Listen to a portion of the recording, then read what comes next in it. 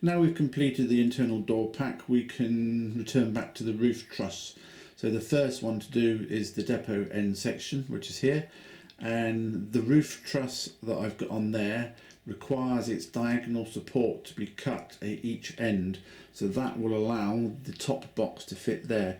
As you can see, this one here I'm holding up has that diagonal support, and obviously if you use that it gets in the way, so you need to cut that off. It's just literally a sharp knife, trim each side off, top and bottom, light bit of sandpaper, and that's what you'll end up with. So then you would use one like this to put on the top. Now this is one that you only need to prime and paint one side, and I've just leant it up against it to show you, and then you'll see that it actually rests against those top boxes, and then it fits really nice and flush up the top. But what we've got to do is we've got to take it off, glue the other side, put it back on, and then make sure that these inserts down the side are level with the other ones behind it, and exactly the same level ones behind that as well. So that's the first one to do. Take your time and then you should get that spot on.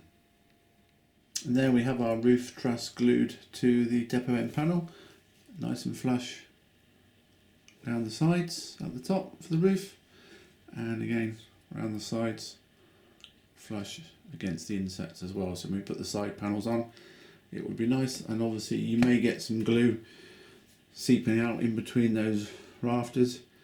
Just get a wet brush and just dab it round, get rid of the glue. It will dry, and obviously in time you'll most probably weather it inside with a bit of smoke powder or whatever you want to do, and it will hide all the marks. It will dry quite nicely anyway. So that bit's done now. We can put that to one side and we can do the other end panel.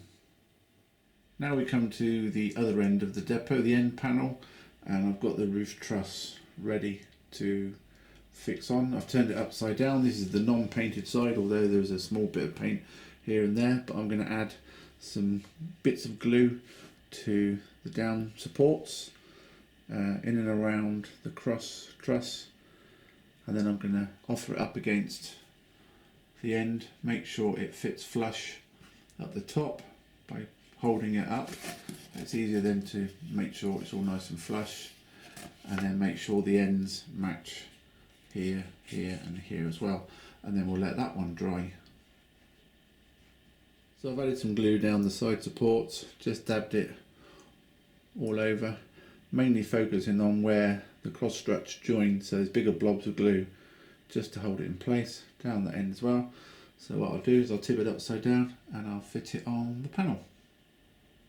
So we've now stuck on the end truss, and just make sure when you go up to the edge, just make sure that's nice and flush all the way along, and then round on the sides, just to make sure that those end panels match up nicely on that side and that side as well. Just put your finger along the side and make sure they're flush, and allow that to dry, and that one's ready.